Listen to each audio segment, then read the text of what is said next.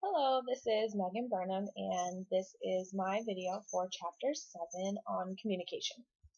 So, as I'm still actually in school, my school doesn't finish until next Wednesday, so we have a few more days left of school, and we have spent this week finishing up our last IEP meetings for the school year. I was able to complete my communication observation during an IEP meeting that I was attending yesterday. The meeting had 7 people attending. The IEP chairperson was present. The school psychologist was present. Myself, the special education teacher. Also, the student's parent was present, an interpreter, as the parent speaks Spanish as their native language, a general education teacher from the first grade team, and our speech and language pathologist was in attendance. So it was a large IEP meeting. The purpose of the meeting was to review a speech and language assessment that had been completed for the student and to determine if they were eligible for services in that area. So as the meeting involved the review of this assessment, it gave me a lot of time, since I was not presenting an assessment, to observe the verbal and nonverbal communication that was going on at the meeting when I was not personally speaking to how the speech was impacting the student in the classroom. So during the meeting, I focused on the verbal and nonverbal communication, mostly of the parent, as I feel that their nonverbal communications can really speak volumes, especially in an IEP meeting. Sometimes it can be intimidating to attend IEP meetings as a parent. There are a lot of people that you're not necessarily as familiar with at the table, so really keeping an eye on that nonverbal communication and ensuring that the parent feels comfortable, I think, is important for a meeting. So while in the meeting, I observed a couple of different kinds of nonverbal communication from the parent. The first was in the area of kinesics. At the start of the meeting, her posture appeared to be very reserved and almost nervous or anxious. She was sitting very far back from our table and appeared to be very rigid in her chair. As the meeting moved on and the team discussed the results of the assessments, her body posture appeared to shift dramatically. Her shoulders relaxed. She appeared more comfortable. She also ended up moving closer to the team and closer to the table as the interpreter through the interpreter as we were able to explain the results of the assessment. She appeared to become a lot more comfortable with the team and with the information that we were discussing. She also moved a lot further forward in her actual seat and was sitting up straighter and with a more controlled posture, and I feel that she was becoming more confident. We also tried really hard, and always do try really hard, to engage our parents in any sort of discussion that we're having to get their input. And her paralanguage really appeared to shift throughout the course of the meeting. At the start of the meeting, her tone was very quiet.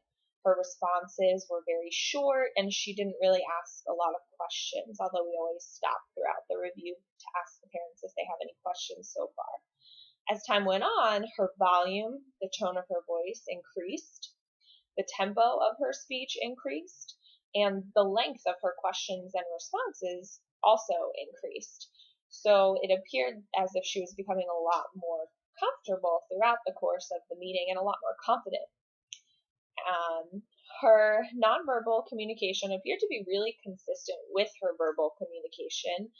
Uh, her nonverbal communication made it appear as if she were really nervous or anxious about the meeting, as did her verbal communication initially.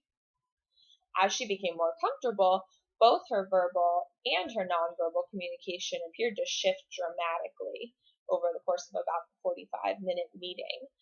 Uh, I think it's really important to consider both verbal and nonverbal communication at an IEP meeting, because the team should always have a top priority be that the parent feel comfortable and confident in the situation.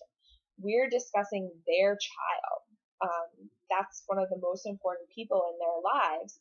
And sometimes it can be very intimidating if their child is having a difficulty, or if they are qualifying for new services, or if the parent is new to the IEP process as a whole.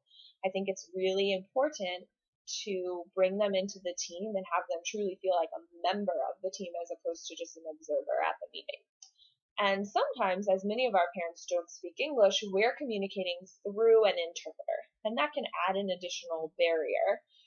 They may interpret things slightly off from how we're saying them, or because words don't translate directly into other languages, the meaning can be skewed slightly.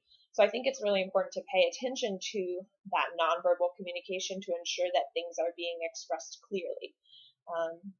Fortunately, I do speak and comprehend a great deal of Spanish, so I often find myself asking an interpreter to rephrase or re-explain something that they've said to the parent so that it more closely matches what we're expressing in English. And I think this helps a lot for the parent because communication is so key to them understanding everything that's going on in their child's education.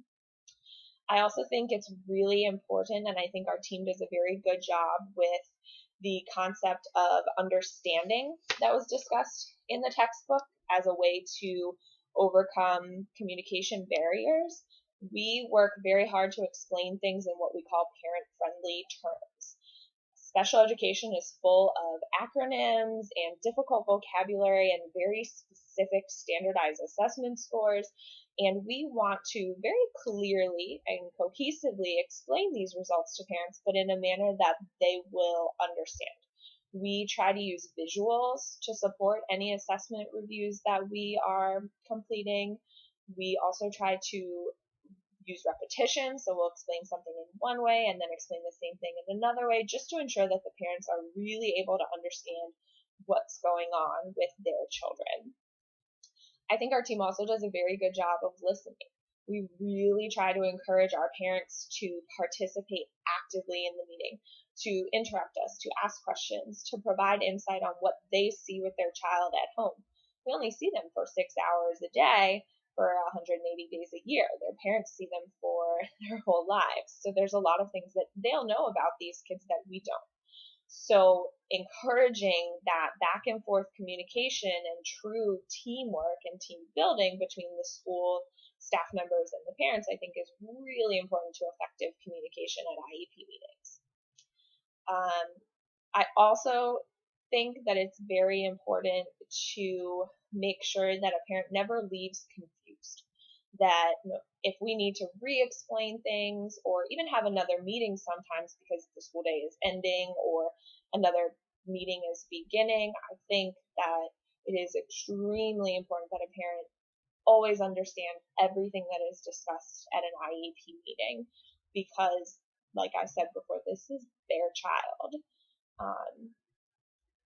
So I think that's pretty much everything that I observed in the meeting from the parent. I also observed a lot of different types of communication from different team members, and it made me very focused on how my nonverbal communication and the nonverbal communication of other team members really impacts the overall discussion and feeling of communication and environment at those meetings. So as I sit in more meetings and participate in more meetings, I'm going to try and be even more aware of my personal communication skills at these meetings.